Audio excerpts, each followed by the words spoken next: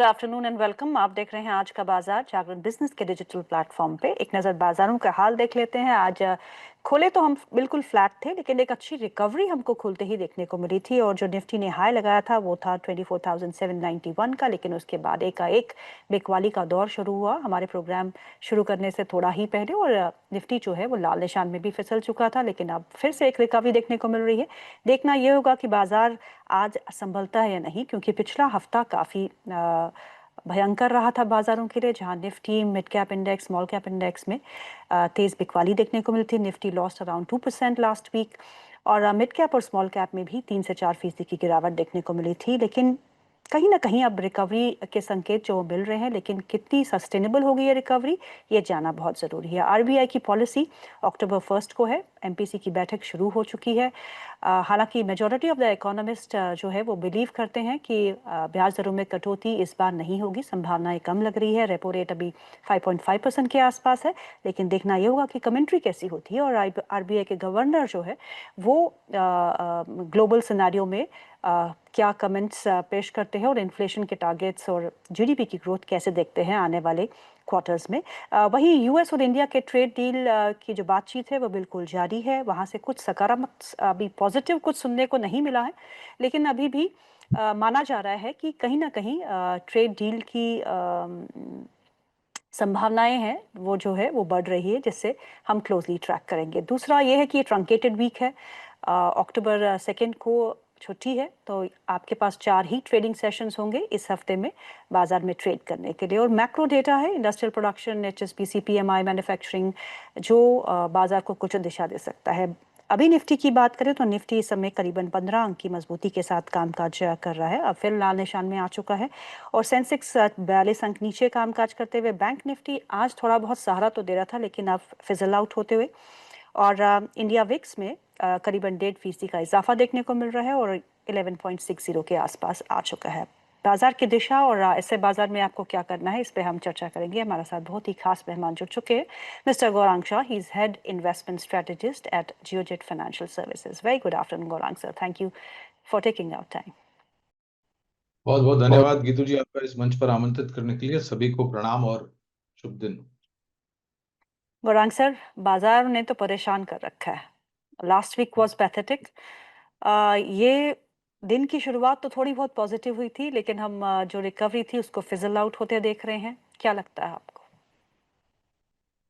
देखिए गीतू जी, ये बाजार का क्या बोलते हैं, ये बाजार का पहलू है। बाजार के दो पहलू है, ऊपर जी। जाना, नीचे आना, नीचे जाकर संभलना और फिर ऊपर जाना। आज जो शुरुआत हुई, अगर आप देखें तो शुरुआत अच्छी हुई थी, लेकिन तुरंत ही हमने गिरावट दिखाई।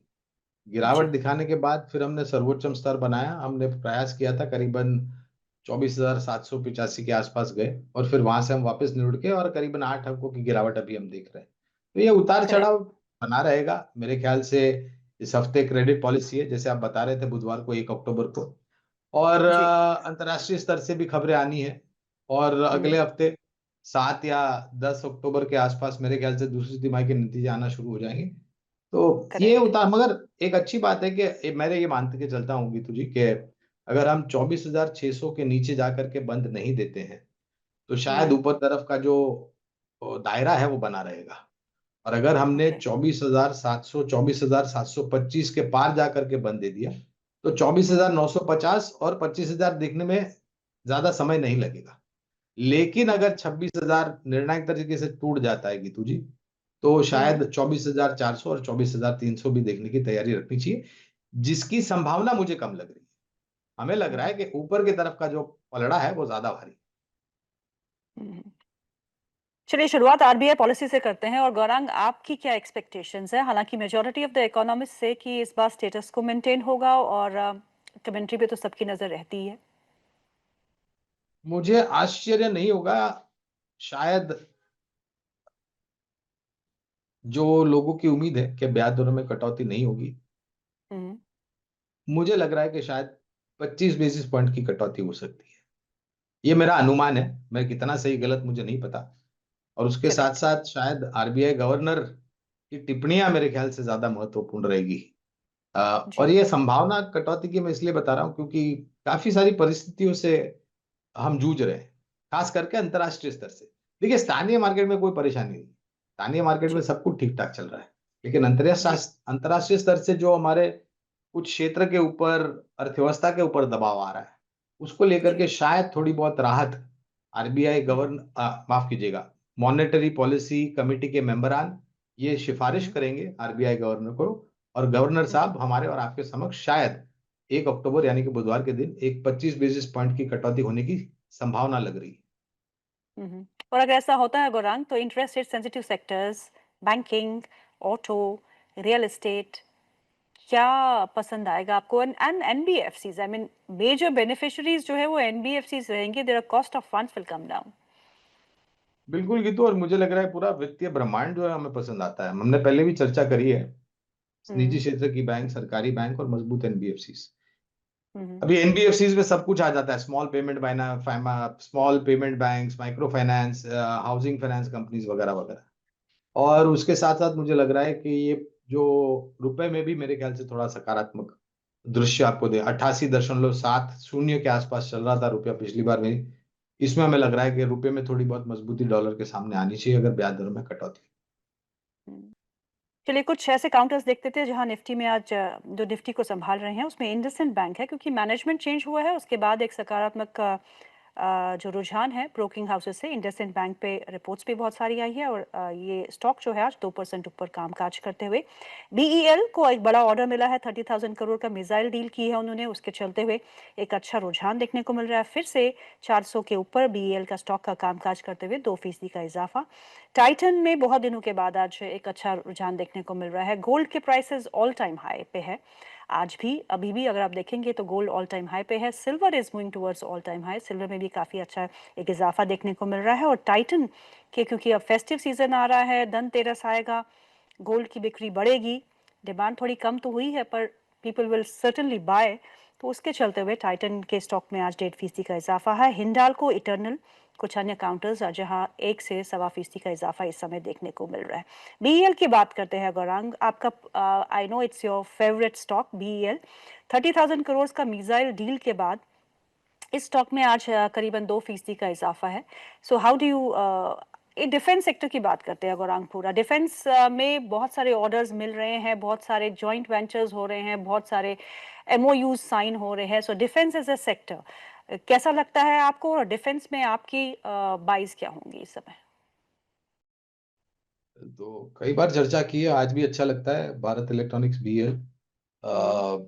ऑर्डर बुक, ये तो मात्र शुरुआत है। मैं तो कई बार ये कहता हूँ, जी। डिफेंस क्षेत्र की कंपनियों को यहाँ से और बड़े बड़े ऑर्डर मिलने की पूरी, और वो सिर्फ स्थानीय मार्केट में से कि नहीं, सिर्फ भारत में से नहीं, विदेशों में से जो ऑर्डर आएंगे वो मेरे ख्याल से पूरा जो जो दशा और दिशा है रक्षा क्षेत्र की, वो परिवर्तन कर देगा। और उस परिवर्तन हम्म। के कारण मेरे ख्याल से नतीजे बेहतर आएंगे और फिर शेयर के दामों में री रेटिंग होने की संभावना है। बीएल, कोचिन शिपयार्ड और मझगांव डॉक, ये तीन हम्म। कंपनियां खरीदारी की सूची में। फिलहाल एक छोटा डिस्क्लोजर दे देता हूं कि जो भी निवेश लायक रणनीति आपके कार्यक्रम में आज मैं रखूंगा, ये हमारे रिसर्च टीम की तरफ से है। इसमें हमारी कंपनी जियोजित अथवा मेरा कोई निजी निवेश नहीं है, ना ही किसी प्रकार का वित्तीय लाभ मिलता है, ना ही किसी प्रकार का कॉन्फ्लिक्ट ऑफ इंटरेस्ट। लेकिन इस स्तर पर राय हमारे क्लाइंट्स को देते हैं, हो सकता है उनका निवेश हो। इसके अलावा और कौन सी कंपनी है, ये मैं कोई राय नहीं दे रहा, सिर्फ कौन सी मजबूत कंपनियां हैं उस तरफ हम्म। इशारा कर रहा हूं। तो इसके जी। अलावा मजबूत कंपनियों में हिंदुस्तान एरोनॉटिक्स लिमिटेड, जिसको 62,500 करोड़ का ऑर्डर पिछले हफ्ते मिला, 97 जी। लड़ाकू विमान तेजस मार्क 2 के लिए, मार्क 1 के लिए, क्षमा चाहता हूँ।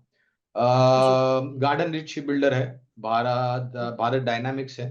निजी क्षेत्र की हम्म। कंपनियों में भारत फोर्ज और एल&टी, ये भी काफी बड़ा योगदान दे रहे हैं रक्षा क्षेत्र। हम्म। जी। टाटा मोटर्स की बात करते हैं गौरांग, टाटा मोटर्स का इफेक्टिव डेट आ गया है डीमर्जर का, बहुत इंतजार हमको करना पड़ा। कमर्शियल व्हीकल्स और पैसेंजर व्हीकल्स की कंपनियां अलग अलग होंगी, और इसका जो शेयर स्वैप रेशो है 1:1 है, यानी कि जिसके पास टाटा मोटर्स के शेयर्स है उनको हर एक शेयर पे एक एडिशनल शेयर मिलेगा टाटा मोटर कमर्शियल व्हीकल्स का, यानी कि 1:1 रेशो में ये भुगतान होगा। रिकॉर्ड डेट अभी अनाउंस नहीं हुई है, और रिकॉर्ड डेट का इस्तेमाल करना होगा। रिकॉर्ड डेट इसलिए कि रिकॉर्ड डेट तक जिसके पास भी टाटा मोटर्स के शेयर होंगे उन्हें ही ये स्वैप रेशो यानी कि एक और एडिशनल शेयर जो है वो मिलेगा। So how do you see this Gaurang, Tata Motors का डीमर्जर फाइनली इट्स है? काफी समय से, जैसे आपने बताया कि तू मैनेजमेंट ने इसकी घोषणा कर रखी थी और अब वो तारीख आने वाली है। देखिए, वैल्यू अनलॉकिंग एकदम से उसकी संभावना तो कम लगती है, तो क्योंकि दबाव में है, और पिछले हफ्ते ही वो साइबर अटैक जेएलआर को लेकर के जी काफी बड़ा मुआवजा, इनको नुकसान जो भी है भुगतना पड़ेगा। लेकिन जी। नजरिया निवेश है तो आप बना करके रखे। देखिए गीतू, हर एक क्षेत्र में या हर एक क्षेत्र से किसी भी जुड़ी हुई मजबूत या सक्षम कंपनी में परिस्थितियों और नीतियों और खबरों को लेकर के छोटी मध्यम अवधि के लिए नकारात्मक रुझान हो सकता है, लेकिन उसका ये मतलब नहीं होता है कि आप अपने लंबी अवधि का जो निवेश है उसमें बहुत बड़ा परिवर्तन कर दें। टाटा इन्वेस्टमेंट, टाटा ग्रुप की बात करते हैं। टाटा इन्वेस्टमेंट्स के शेयरों में जोरदार तेजी हमको देखने को मिली है और पिछले एक महीने की अगर हम रिटर्न्स देखें तो टाटा इन्वेस्टमेंट ने करीब करीब 30 से ज़्यादा % का रिटर्न जो है पिछले एक महीने में दिया है। और इसके पीछे जो स्टोरी है वो टाटा कैपिटल के आईपीओ की है।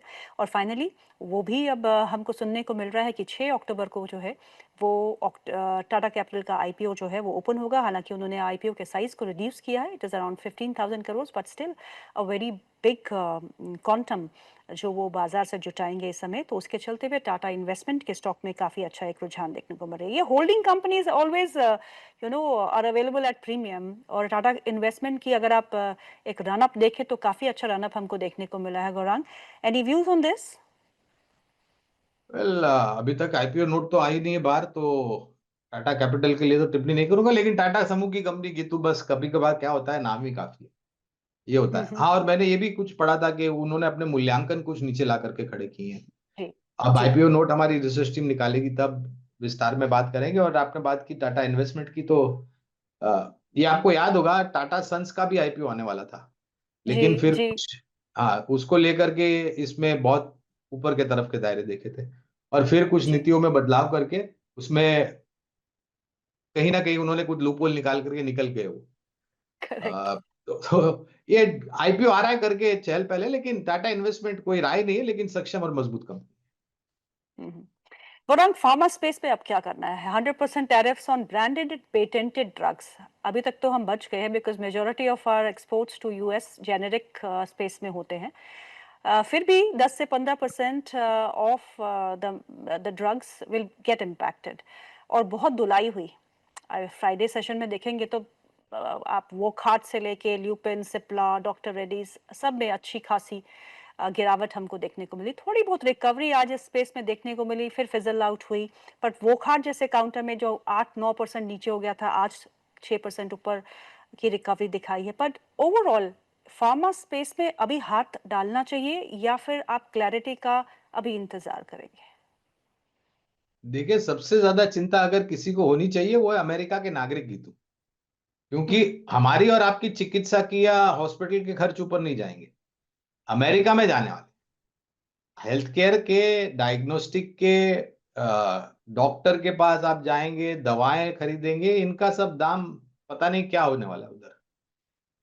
और अगर ऐसा होता है तो स्वाभाविक है, जो पॉपुलैरिटी है बुद्धिमानी जीव राष्ट्रपति जी। ट्रंप, वो कम होगी, और वो हो चुकी है कम।